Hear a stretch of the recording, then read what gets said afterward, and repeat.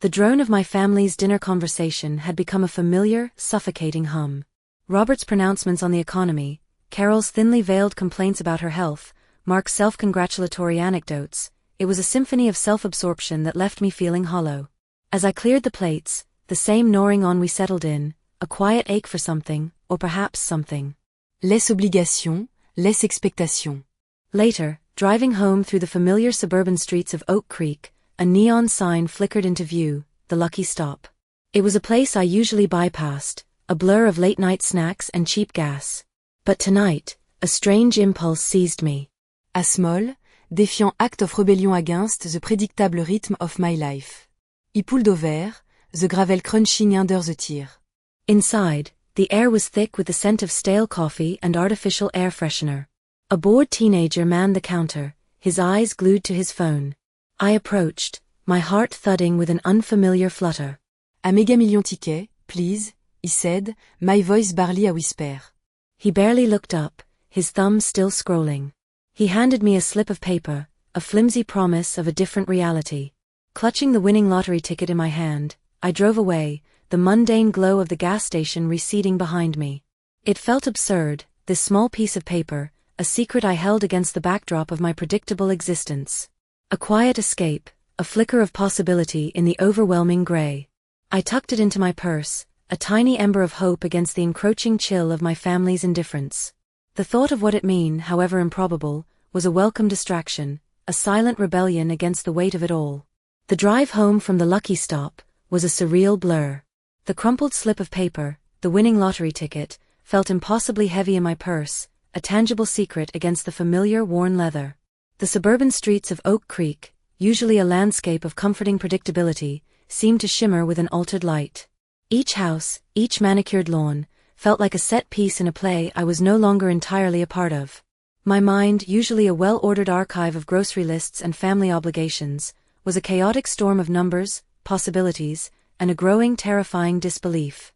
Back in the quiet solitude of my car, parked a block away from my own house, I finally allowed myself to truly look. My hands trembled as I retrieved the ticket. The numbers stared back at me, stark and black against the white paper. I had the confirmation email open on my high-end smartphone, the lottery website glowing on the screen. My bris hitched. Then it hitched again. And again. The numbers matched. Every single one. It wasn't a dream. It wasn't a mistake. It was real. The sheer, overwhelming magnitude of it threatened to swallow me whole. Million. An astronomical sum that rendered my current life, my carefully constructed existence, utterly insignificant. A wave of dizziness washed over me. I gripped the steering wheel, knuckles white, trying to anchor myself to reality. This was it. The escape I hadn't even dared to articulate. The end of the gnawing ennui, the suffocating expectation. But with that exhilarating rush came a chilling realization, my family. Mark, with his casual assumptions about our shared finances. Robert, always ready with a critical assessment of my contribution to the household. Carol, whose pronouncements on her declining health always seemed to coincide with a need for my assistance. They were a gravitational pull, a constant drain on my energy and spirit. The drone of my family's dinner conversation had become a familiar, suffocating hum. Robert's pronouncements on the economy, Carol's thinly veiled complaints about her health, Mark's self-congratulatory anecdotes, it was a symphony of self-absorption that left me feeling hollow. As I cleared the plates, the same gnawing on we settled in, a quiet ache for something, or perhaps something. Less obligation, less expectation. Later, driving home through the familiar suburban streets of Oak Creek, a neon sign flickered into view, the Lucky Stop. It was a place I usually bypassed, a blur of late-night snacks and cheap gas. But tonight, a strange impulse seized me. A small, defiant act of rebellion against the predictable rhythm of my life. I pulled over, the gravel crunching under the tires. Inside, the air was thick with the scent of stale coffee and artificial air freshener. A bored teenager manned the counter, his eyes glued to his phone. I approached, my heart thudding with an unfamiliar flutter. "A Mega Millions ticket, please," I said, my voice barely a whisper. He barely looked up, his thumb still scrolling.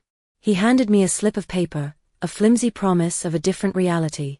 Clutching the winning lottery ticket in my hand, I drove away, the mundane glow of the gas station receding behind me. It felt absurd, this small piece of paper, a secret I held against the backdrop of my predictable existence. A quiet escape, a flicker of possibility in the overwhelming gray. I tucked it into my purse, a tiny ember of hope against the encroaching chill of my family's indifference. The thought of what it meant, however improbable, was a welcome distraction, a silent rebellion against the weight of it all. The drive home from the lucky stop was a surreal blur. The crumpled slip of paper, the winning lottery ticket, felt impossibly heavy in my purse, a tangible secret against the familiar worn leather. The suburban streets of Oak Creek, usually a landscape of comforting predictability, seemed to shimmer with an altered light. Each house, each manicured lawn, felt like a set piece in a play I was no longer entirely a part of. My mind, usually a well-ordered archive of grocery lists and family obligations, was a chaotic storm of numbers, possibilities, and a growing terrifying disbelief. Back in the quiet solitude of my car, parked a block away from my own house, I finally allowed myself to truly look. My hands trembled as I retrieved the ticket. The numbers stared back at me, stark and black against the white paper. I had the confirmation email open on my high-end smartphone, the lottery website glowing on the screen. My breath hitched. Then it hitched again. And again. The numbers matched. Every single one. It wasn't a dream. It wasn't a mistake. It was real. The sheer, overwhelming magnitude of it threatened to swallow me whole. Millions. An astronomical sum that rendered my current life, my carefully constructed existence, utterly insignificant. A wave of dizziness washed over me. I gripped the steering wheel, knuckles white, trying to anchor myself to reality. This was it. The escape I hadn't even dared to articulate. The end of the gnawing ennui, the suffocating expectations. But with that exhilarating rush came a chilling realization: my family. Mark, with his casual assumptions about our shared finances. Robert, always ready with a critical assessment of my contribution to the household. Carol, whose pronouncements on her declining health always seemed to coincide with a need for my assistance. They were a gravitational pull, a constant drain on my energy and spirit. He saw my vague pronouncements of financial strain not as a cry for support, but as a potential threat to his comfortable existence. The seed of doubt, planted so carefully in my mind by the lottery win, began to sprout with alarming speed. He wasn't worried about me, he was worried about money. The realization was a cold, sharp shard of ice in my chest. I offered a weak smile, my mind already racing, cataloging his reaction, the subtle shift in his tone, the way his eyes darted towards the perceived threat to his own financial stability. The game, it seemed, had already begun. The chilling clarity from Sunday dinner lingered, a cold knot in my stomach. Mark's thinly veiled concern for his own finances, his suggestion of my discretionary spending, had been a stark revelation. He saw me not as his wife, but as a potential ATM, and my perceived financial woes as a threat to his comfort. The game, as I'd called it, was indeed underway, and I was already learning the rules of their particular brand of self-interest. The following week was a carefully orchestrated performance of hardship. I'd always been frugal, but now I exaggerated my frugality into a palpable scarcity. At home, I'd make a show of turning off lights, meticulously planning meals to minimize waste, and politely declining Mark's suggestions for weekend outings that involved any expense. Sarah, our 16-year-old, noticed. Her bright, usually cheerful demeanor was often clouded by a subtle confusion. "Mom, are we really that short on cash?" she'd asked one evening, her voice laced with a vulnerability that twisted my gut. I'd offered a tight smile, a vague reassurance that felt like a lie. "Just being careful, honnête. It's a good habit to have." The true test, however, lay in manufacturing a situation that would necessitate a request for help, a scenario where their true colors would be undeniably revealed. I decided to leverage a minor, but believable, household crisis. The old washing machine, a relic from our early years together, began to leak. Not a catastrophic flood, but a steady, persistent drip that threatened to ruin the basement floor. Mark, predictably, was nowhere to be found when I discovered it. He was working late, a phrase that had become increasingly frequent and conveniently vague. "Il cale Carole." "Mom," I began, my voice carefully pitched to convey genuine distress, "the washing machine has finally given up the ghost. It's leaking everywhere, and I'm worried about the basement. Mark's stuck at work, and I don't know what to do." Il paused, letting the silence hang heavy. Carol's response was immediate, but not in the way I'd hoped.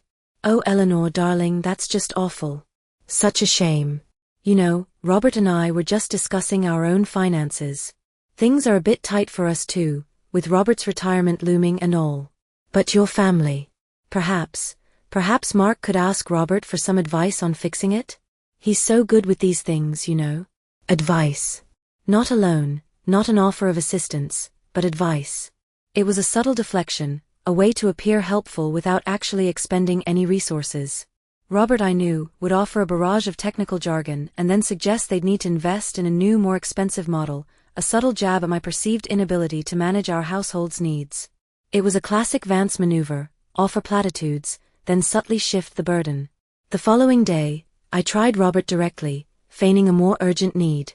"Dad," I said, my voice strained, "the leak is worse. I'm really worried about water damage. Mark's still swamped. I was wondering if you might be able to help us out with a temporary loan to get a new machine?" Just until Marquez project wraps up. I held my breath, waiting for the inevitable pronouncements. Robert's gruff voice crackled over the line. "Alon, Eleanor? That's a big ask. You know we're not made of money. You and Mark need to be more responsible with your spending. If you'd listened to me years ago about investing wisely, you wouldn't be in this position. Tell Mark he needs to step up. That's his responsibility." The rejection was blunt, almost cruel. It wasn't about the washing machine, it was about them not wanting to part with their money, even for their own son's family. The advice Carol had offered now seemed like a cruel mockery. They saw my fabricated crisis not as an opportunity to support their family, but as a potential drain on their own resources. Their lack of genuine concern, their immediate focus on their own financial limitations, was a confirmation, a painful, undeniable truth etched into my mind. The deception was working, but the revelations were far more devastating than I had anticipated. The cold, hard truth of their reactions settled in my gut like a stone. Carol's offer of advice and Robert's outright refusal to even consider a loan, coupled with his self-righteous lecture on fiscal responsibility, painted a stark picture. They weren't my family, not in the way I desperately hoped.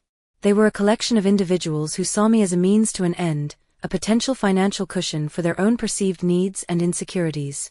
The washing machine, a symbol of my fabricated hardship, had served its purpose. It had ripped away the veil of familial affection, exposing the raw, unadulterated greed beneath. The following days were a blur of carefully constructed normalcy. I continued my charade of frugality at home, turning off lights with exaggerated precision, meticulously planning meals that would leave little room for complaint, and politely declining Mark's increasingly frequent suggestions for weekend outings that involved any sort of expense. Sarah, our 16-year-old, continued to watch me with those wide, questioning eyes. Her bright, usually cheerful demeanor was often clouded by a subtle confusion, a quiet worry that mirrored my own growing disillusionment. "Mom, are we really that short on cash?" she'd asked one evening, her voice laced with a vulnerability that twisted my gut. I'd offered a tight smile, a vague reassurance that felt like a lie. "Just being careful, honnête. It's a good habit to have." I hated the deception, hated seeing that flicker of uncertainty in my daughter's eyes, but it was a necessary evil. The true test, the one that would solidify my grim understanding, needed to be more significant, more undeniable. I needed to create a scenario where their true colors would be not just hinted at, but fully revealed. I decided to leverage a minor, but believable, household crisis. The old washing machine, a relic from our early years together, began to leak. Not a catastrophic flood, but a steady, persistent drip that threatened to ruin the basement floor. Mark, predictably, was nowhere to be found when I discovered it.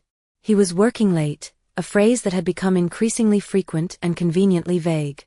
I called Carol, my voice carefully pitched to convey genuine distress.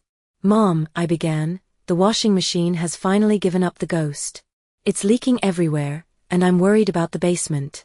Mark's stuck at work, and I don't know what to do." I paused, letting the silence hang heavy, waiting for the familiar maternal concern. Carol's response was immediate, but not in the way I'd hoped. "Oh, Eleanor, darling, that's just awful. Such a shame. You know, Robert and I were just discussing our own finances. Things are a bit tight for us too, with Robert's retirement looming and all. But your family. Perhaps Mark could ask Robert for some advice on fixing it? He's so good with these things, you know." Advice. Not a loan, not an offer of assistance, but advice. It was a subtle deflection, a way to appear helpful without actually expending any resources. Robert, I knew, would offer a barrage of technical jargon and then suggest they'd need to invest in a new, more expensive model, a subtle jab at my perceived inability to manage our household's needs. It was a classic Vance maneuver: offer platitudes, then subtly shift the burden. The following day, I tried Robert directly, feigning a more urgent need. "Dad," I said, my voice strained, "the leak is worse. I'm really worried about water damage. Mark's still swamped. I was wondering if you might be able to help us out with a temporary loan to get a new machine? Just until Mark's project wraps up." I held my breath, waiting for the inevitable pronouncements. Robert's gruff voice crackled over the line. "A loan, Eleanor? That's a big ask. You know we're not made of money. You and Mark need to be more responsible with your spending. If you'd listened to me years ago about investing wisely, you wouldn't be in this position. Tell Mark he needs to step up. That's his responsibility." The rejection was blunt, almost cruel. It wasn't about the washing machine, it was about them not wanting to part with their money, even for their own son's family. The advice Carol had offered now seemed like a cruel mockery. They saw my fabricated crisis not as an opportunity to support their family, but as a potential drain on their own resources. Their lack of genuine concern, their immediate focus on their own financial limitations, was a confirmation, a painful, undeniable truth etched into my mind. The deception was working, but the revelations were far more devastating than I had anticipated. The Sterling Tower, a place of glittering promises, suddenly seemed like the only sanctuary. The stark reality of my family's self-interest had settled, a cold, hard truth that left no room for sentimentality. The washing machine, a prop in their avarice, had served its purpose. Now it was time for me to act, to move beyond the suffocating confines of their expectations and into the realm of my own making. The Sterling Tower, a beacon of ambition and discretion, beckoned. It was a world away from the strained politeness of Oak Creek, a place where my newfound fortune could be managed with the same calculated precision I was now applying to my life. The journey to Chicago was a quiet one. I left the Vance family home under the guise of a much-needed solo trip to clear my head after the washing machine crisis. Sarah, bless her innocent heart, offered a sympathetic hug, her young brow furrowed with concern. Mark grunted a dismissive goodbye, already engrossed in his phone, no doubt calculating how soon he could ask for a loan for a new golf club. Their obliviousness was a bitter comfort. Upon arriving in the city, I bypassed the usual bustling hotel lobbies. My destination was a discreet private meeting room within the Sterling Tower, arranged through a series of encrypted emails. The digital trail I'd meticulously laid out ensured that my identity remained shielded, my intentions private. I was no longer Eleanor Vance, the wife and daughter-in-law struggling with leaky appliances. I was a client, a significant one, and my business was to be handled with the utmost confidentiality. Inside the hushed, Art Deco-inspired room, I met Mr. Harrison, a man whose tailored suit and calm demeanor exuded an aura of quiet competence. He was my first discreet financial advisor, a professional unburdened by familial obligation or expectation. We spoke in low tones, the air thick with unspoken understanding. I presented the necessary documentation, a carefully curated selection that confirmed my identity without revealing the full scope of my sudden wealth. The conversation was precise, focused on secure investment strategies, asset diversification, and the establishment of trusts. I felt a surge of power, a sense of agency I hadn't experienced in years. This was not about charity or obligation, it was about building a future, a secure and independent one. As we discussed portfolios and offshore accounts, a small tarnished locket I wore beneath my blouse felt heavy against my skin. It was a relic from a time when I believed in the inherent goodness of family, a time that now seemed impossibly naive. Mr. Harrison, sensing a moment of quiet contemplation, offered a subtle nod. "Ms. Vance," he began, his voice a low rumble, "your decisions today will shape your future. We are here to ensure that future is as secure and prosperous as you envision." His words, devoid of emotional baggage, were exactly what I needed to hear. They were a stark contrast to the manipulative appeals and veiled criticisms I had grown accustomed to. I left the Sterling Tower that day with a tangible sense of control, the city's skyline a glittering testament to the life I was now meticulously constructing, brick by invisible brick, far from the grasping hands of those who claimed to love me. The facade at home would continue, but beneath the surface, a profound transformation was underway. The city's hum was a stark contrast to the suffocating quiet of Oak Creek. After my meeting at the Sterling Tower, the weight of my decisions felt less like a burden and more like a carefully managed asset. The facade at home, however, required constant attention. I needed a sounding board, someone untainted by the Vance lineage, someone whose genuine affection wasn't a currency to be spent. David Chun, my childhood friend, was that person. We'd navigated the awkwardness of adolescence and the uncertainties of early adulthood together. He was a constant, a reminder of a time before the gilded cage of my marriage and the suffocating embrace of my in-laws. I suggested we meet at the Daily Grind, a familiar haunt from our younger days. The scent of roasted coffee beans and the low murmur of conversation offered a comforting anonymity. David arrived, his usual easy smile a welcome sight. He'd always possessed a quiet strength, a groundedness that I envied. We settled into a corner booth, the worn vinyl a testament to countless shared conversations. "So Eleanor," he began, stirring his coffee, "you've been a ghost lately." Everything okay? I offered a small, practiced smile. "Just life. You know how it is." I watched him, searching for any flicker of something beyond polite concern. "It's funny, isn't it?" I mused, swirling my own intouchlat. "How quickly things can change. How you think you know people, your family even, and then," I trailed off, letting the implication hang in the air. David leaned forward, his brow furrowed with genuine worry. "What is going on, Elle?" "You can tell me anything, you know that." His immediate willingness to listen, to offer support without any preamble of his own needs, was a balm to my weary soul. "It's just loyalty," I said, choosing my words carefully. "What does it even mean anymore? Especially when it comes to family. People seem to have such different definitions." He met my gaze, his expression earnest. "Loyalty it's being there, isn't it? Through thick and thin. It's not about what you but what you. And family, well, family should be the bedrock of that. If they're not, then maybe they're not really family." His words resonated deeply, a stark counterpoint to the self-serving pronouncements I'd grown accustomed to. He wasn't asking about my supposed financial woes, he was offering his unfiltered perspective on the very essence of connection. "So, if someone you cared about was struggling, even if it was a bit of a mess they'd made themselves, you'd still be there?" I pressed, my voice barely a whisper. "Without expecting anything in return?" David didn't hesitate. "Of course. That is what friends, what family, do." "It's not always about logic or financial sense, it's about heart." He paused, then added softly, "I hope you have people like that in your life, Eleanor." A small, genuine smile touched my lips.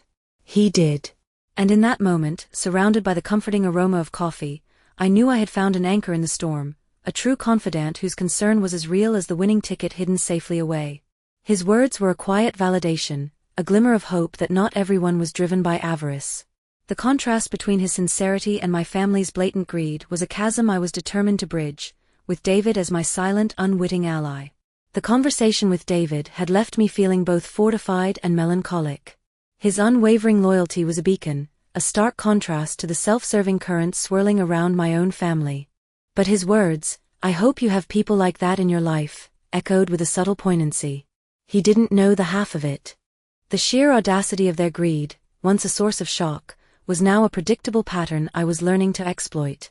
I needed to see how the of future wealth, a distant, uncertain prospect, would affect them. It was a subtle shift from testing their reaction to my current hidden fortune, to observing their avarice when presented with a mere glimmer. The idea came to me during one of my discreet visits to the Sterling Tower, while reviewing financial projections with Mr. Harrison. He mentioned in passing that a very distant branch of my late husband's family, one I'd never even met, had a minor, almost forgotten estate in the countryside.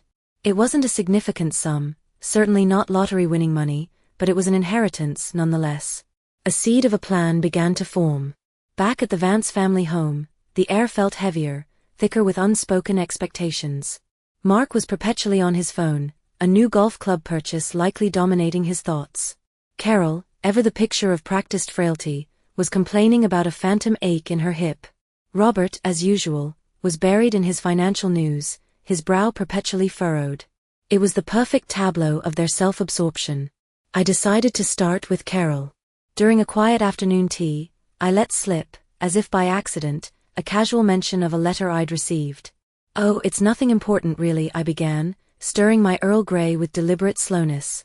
"Just a solicitor's letter. Apparently, some very distant relative of Robert's, someone I've never even heard of, has passed away. They're talking about some sort of estate. It's all very vague, and probably nothing, but it's quite the surprise." I watched her carefully. Her eyes, usually downcast, flickered with a sudden, sharp interest. She set down her teacup with a little too much force. "And estate? Eleanor dear, that's interesting.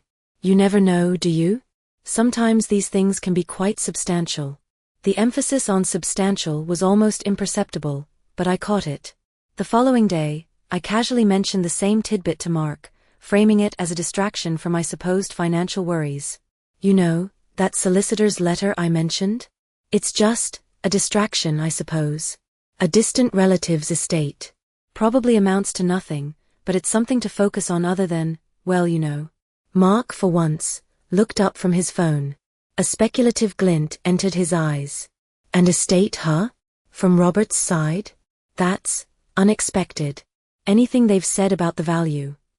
His question was direct, devoid of any preamble about my own supposed struggles. He was already calculating the potential benefit. Later, I saw Robert in his study. I leaned against the doorframe, feigning a casual update. "Just wanted to mention, Mark's father, Robert, I received a letter from a solicitor about a distant Vance relative's estate. It's all very uncertain, likely nothing, but it's a bit of a stir." Robert grunted, not even looking up from his newspaper. "Vance, you say? Well, if it's a Vance, it might be worth something. We'll see. Don't get your hopes up, Eleanor. Most of that side of the family were never much to begin with." The underlying tone, however, was not one of dismissal, but of guarded anticipation. He too was waiting. The trap was set, the bait of possibility dangled before them. Now, I just had to wait for them to take it. The carefully constructed calm of the Vance family home had become a fragile veneer, easily shattered. The subtle hints I'd dropped about a potential inheritance had, as predicted, stirred the pot. Mark's reaction, that flicker of avarice in his eyes when I mentioned the possibility of an estate, had been a confirmation, but it was the digital trail I'd uncovered that truly ignited my fury. Tucked away in a forgotten folder on my high-end smartphone, a series of encrypted emails painted a damning picture of Mark's clandestine activities. He hadn't just been passively waiting for my non-existent fortune, he'd been actively planning to exploit my supposed financial vulnerability. I decided it was time for the truth, or at least my version of it, to be laid bare. I found him in his study, the room usually reserved for his business dealings, now a sanctuary for his secret transgressions. The air was thick with the scent of expensive leather and the unspoken tension that had been building between us for weeks. He looked up from his laptop, a casual, almost dismissive smile gracing his lips. "Eleanor, darling. What brings you here? Everything all right?" I walked further into the room, my movements deliberate, my gaze unwavering. I held my smartphone in my hand, the screen glowing with the incriminating evidence. "No, Mark," I said, my voice dangerously calm. "Everything is not all right." I tossed the phone onto his desk, the device landing with a soft thud amidst the scattered papers. "I think you owe me an explanation." His eyes darted to the phone, then back to me, a flicker of unease replacing his practiced charm.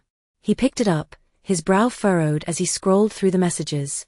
The color drained from his face as he recognized the sender, the recipient, the sheer volume of his deceit. "Eleanor, I can explain," he stammered, his voice losing its usual smooth cadence. "Can you?" I countered, stepping closer. "Can you explain why you've been secretly draining our joint accounts? Can you explain these emails, Mark? These plans to leverage my financial distress to secure a loan for your new venture, a venture you never even bothered to discuss with me? A venture that, incidentally, seems to be failing spectacularly."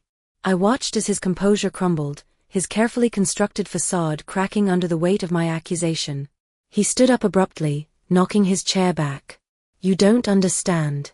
This was for us. For our future." His voice rose, the desperation palpable. "I was trying to protect us. To secure our position." "Protect us?" I laughed, A harsh, brittle sound. By lying to me? By treating me like an ATM, a means to an end? You were never interested in my well-being, Mark. Only my money. Or rather, the money I had. The words hung in the air, sharp and unforgiving. The truth, laid bare in the quiet study of our home, was more devastating than any lottery win could ever be. This was the moment of reckoning, the explosive confrontation I had both dreaded and anticipated. The carefully guarded secret of my fortune was no longer the central issue, it was the utter betrayal by the man I had married.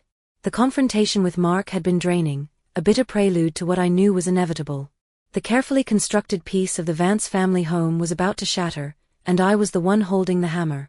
I decided to face Robert and Carol together, in the living room, the heart of their domain. It felt appropriate. I'd been gathering my strength, processing the sheer audacity of Mark's betrayal, and steeling myself for the reactions of his parents. I found them settled in their usual evening routine. Carol was knitting, her needles clicking a monotonous rhythm, while Robert was engrossed in a financial journal, his brow furrowed in concentration. The air was thick with the familiar scent of old paper and Carol's lavender potpourri. I entered the room, my presence immediately shifting the atmosphere. Carol looked up, a practiced smile gracing her lips. Eleanor, dear. Come siete. You look a little pale. Robert grunted in acknowledgement, not lifting his eyes from his paper. There's something I need to tell you both, I began, my voice steady, though my heart hammered against my ribs. I sat on the edge of the armchair opposite them, my posture deliberately composed. It concerns me, and it concerns the future. Carol set down her knitting, her expression one of mild concern. Is everything all right, dear? Is it about Mark? It's about me, I clarified, meeting her gaze. And it's about something that happened a few months ago. Something I've kept secret. I paused, letting the anticipation build. I won the lottery. The mega million. A significant amount. The silence that followed was profound, broken only by the distant hum of the refrigerator. Carol's knitting needles stilled completely. Robert's journal slipped from his grasp, landing with a soft thud on the Persian rug. Their eyes, wide with disbelief, were fixed on me. Fort à fleeting moment, il s'agenouille choc. Then it morphed. Carol was the first to recover, her concern dissolving into a saccharine smile. Oh, Eleanor. That's wonderful. Truly wonderful. You must be so relieved. She reached for her knitting again, her movements suddenly more animated. And you didn't tell us? Oh, you always were so private. Robert, however, was already leaning forward, his gruff exterior cracking to reveal something far more avaricious. How much, Eleanor? How much did you win? His voice was rough, demanding. Enough, I replied simply, unwilling to give him the exact figure just yet. Enough to change everything. Change everything, Carol echoed, her eyes gleaming with a sudden sharp focus. Well, that's lovely. We've always been such a close family. We'll have to celebrate properly. Perhaps a trip somewhere?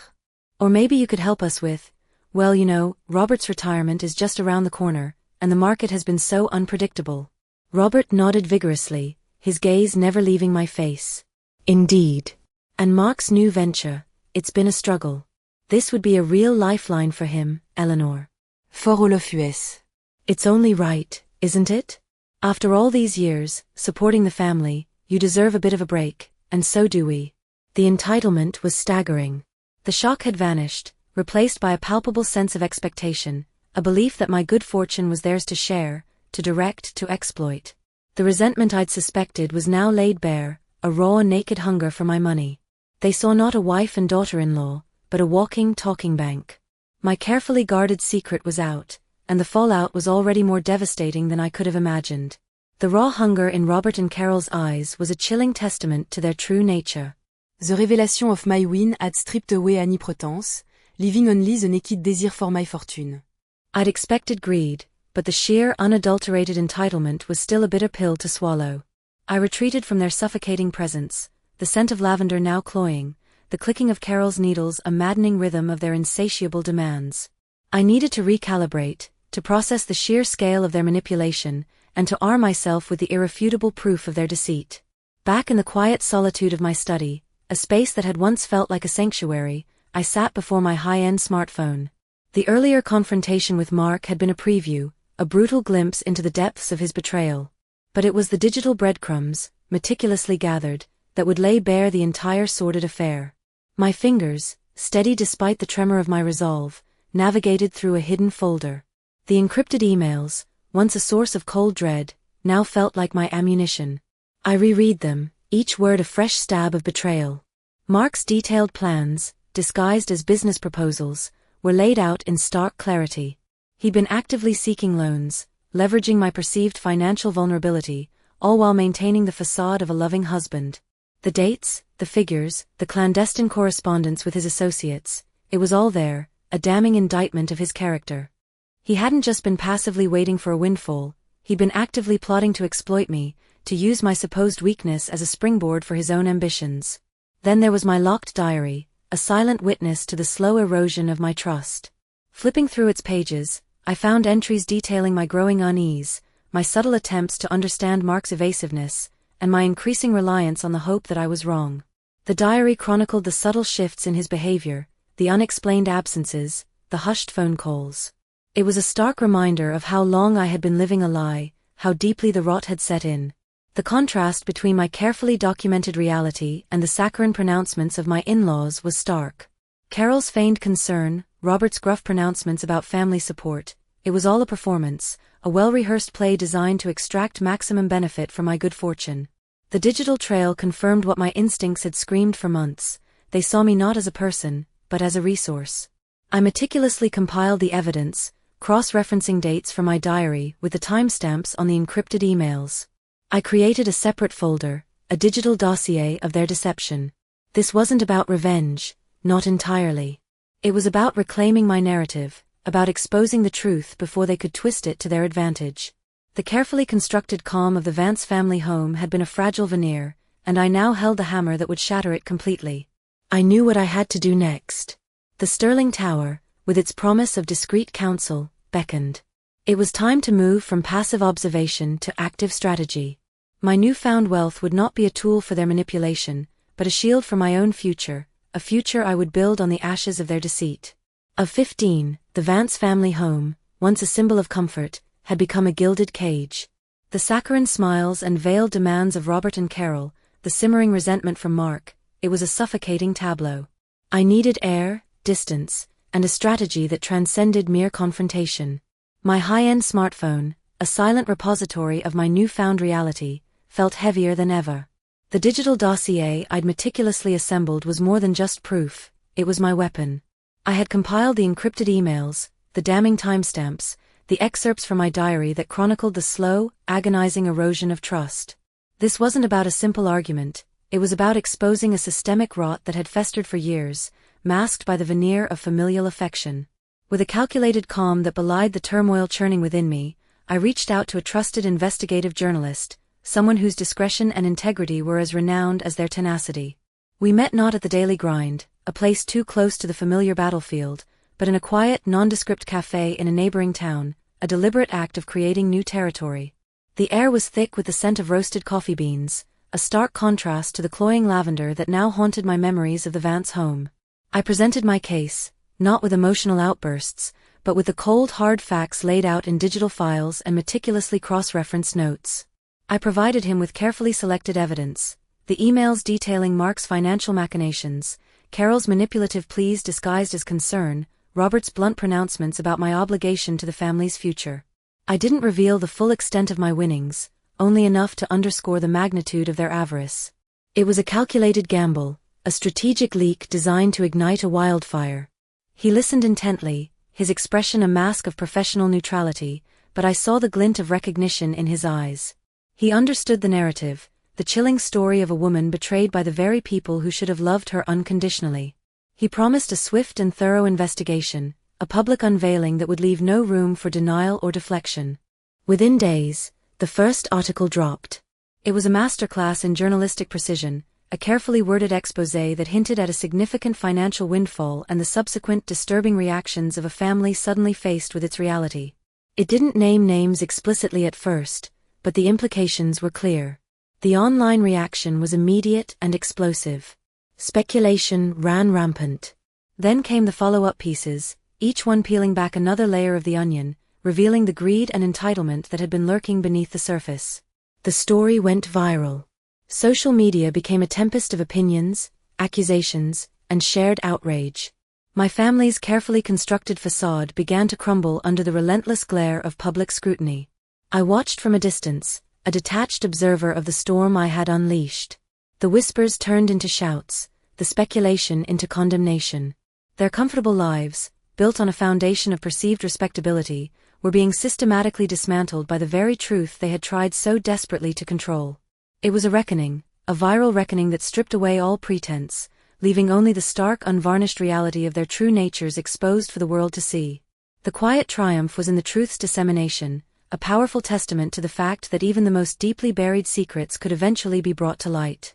The fallout was swift, brutal, and utterly public. The initial articles, carefully worded whispers of financial impropriety and familial discord, had merely been the prelude. The subsequent pieces, however, were a full-blown symphony of exposé, detailing the avarice and entitlement that had festered within the Vance household. My carefully curated leaks had transformed a private betrayal into a public spectacle. The Vance family home, once a bastion of suburban respectability, became a pariah. Neighbors who had once offered cheerful greetings now averted their eyes, their hushed conversations ceasing abruptly as I drove past.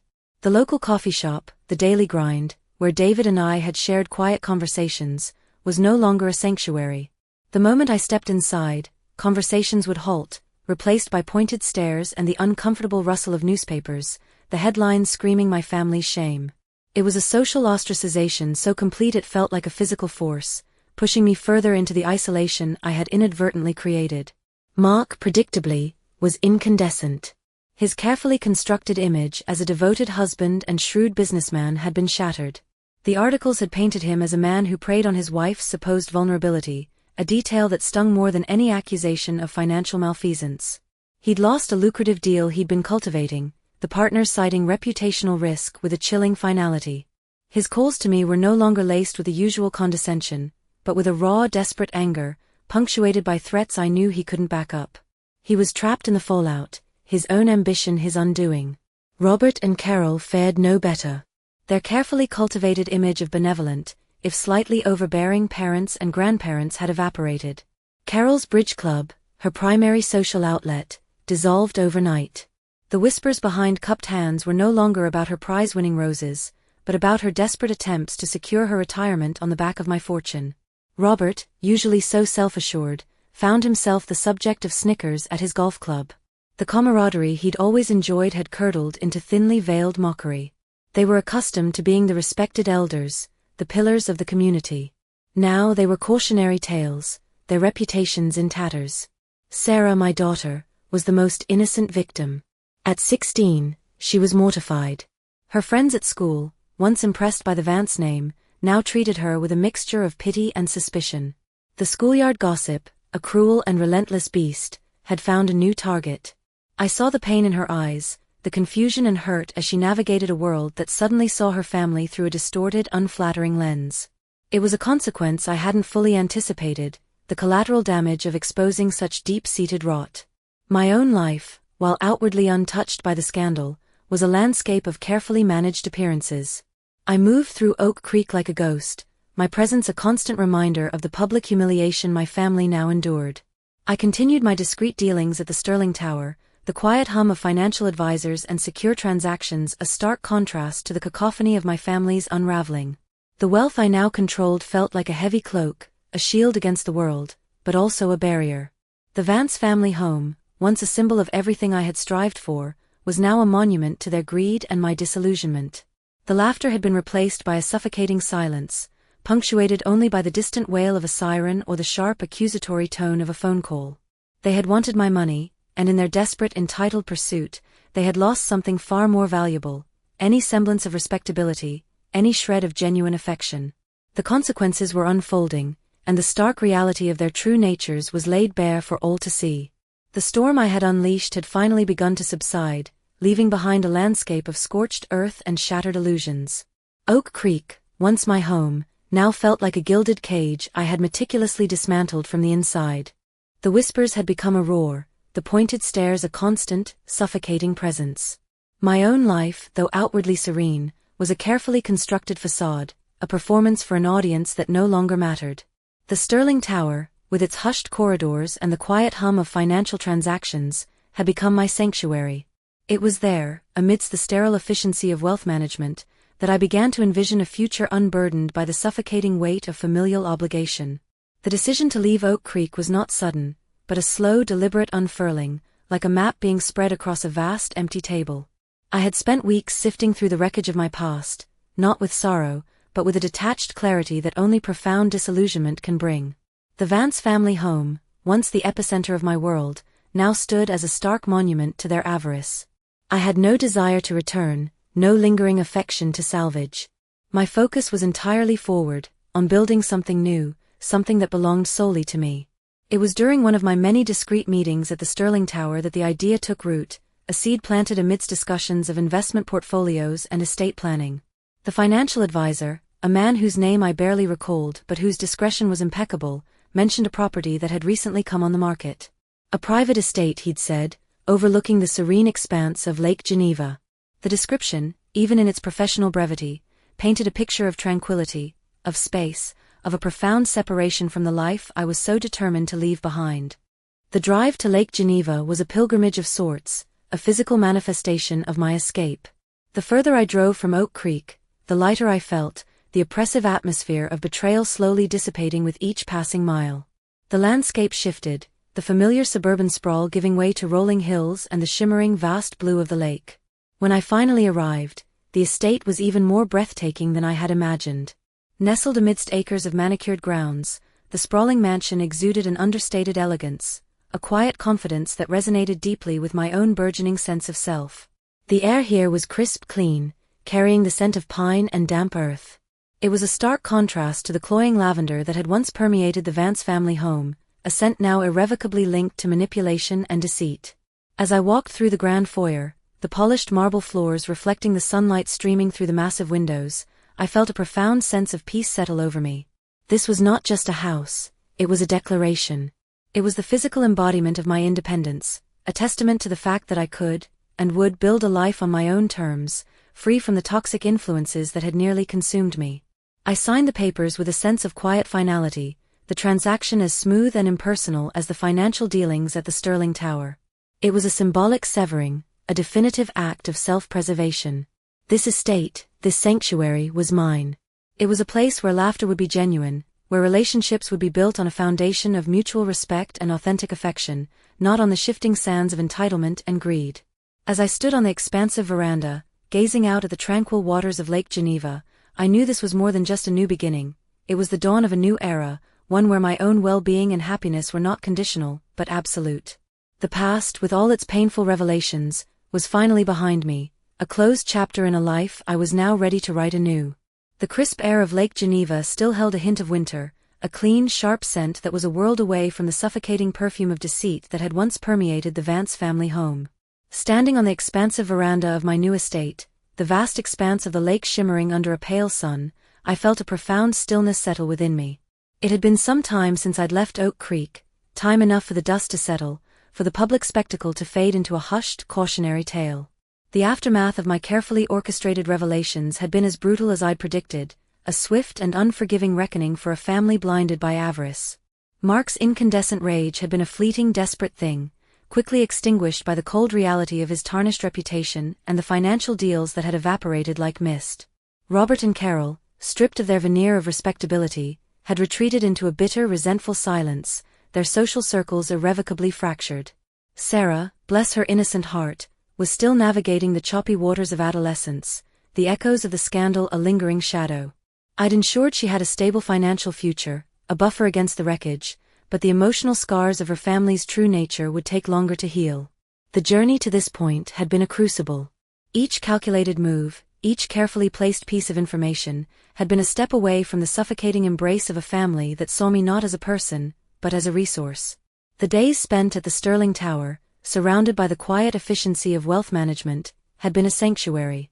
There, amidst the hushed tones of financial advisors and the sterile gleam of polished marble, I had begun to rebuild myself, brick by painstaking brick. It was there, in the quiet hum of transactions and strategic planning, that the idea of Lake Geneva had taken root. It wasn't just about escaping Oak Creek, it was about reclaiming my life, about creating a space where authenticity and genuine affection could flourish, unburdened by the corrosive weight of greed. My childhood friend, David, remained a constant, a grounding force in this new chapter. Our meetings at the Daily Grind were now tinged with a bittersweet nostalgia for a simpler time, but his unwavering loyalty and genuine concern were a balm to my soul. He knew the broad strokes of my family's unraveling, the painful truths I had uncovered, but the full extent of my deliberate plan remained my own. He offered his support, his quiet understanding, a silent testament to the enduring power of true connection. As I gazed out at the placid waters, a sense of quiet triumph washed over me. It wasn't a triumphant roar, but a deep, resonant hum of self-possession. The devastating clarity of truth, once a source of unbearable pain, had become my greatest strength. I had tested the bonds of love and found them to be brittle, transactional, and ultimately hollow. But in their place, I had discovered a resilience within myself I never knew existed. This estate, this serene expanse, was more than just a symbol of my newfound wealth, it was a testament to my own fortitude. It was the physical manifestation of a life rebuilt, a life chosen, a life where my happiness was not conditional.